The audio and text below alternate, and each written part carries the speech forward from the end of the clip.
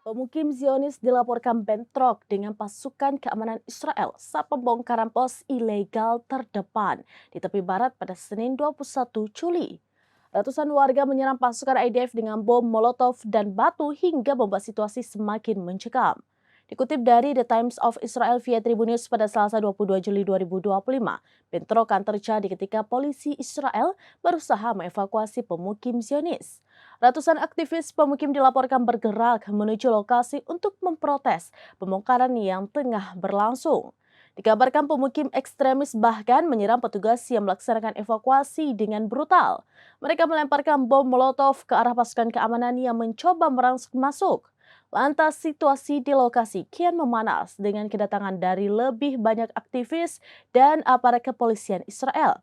Dalam video yang beredar di media sosial tampak puluhan warga bentrok dengan polisi Israel di tepi barat.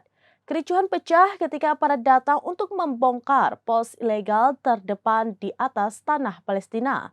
Warga melempari polisi dengan batu dan bom Molotov, sementara pasukan membalas dengan gas air mata dan pentungan.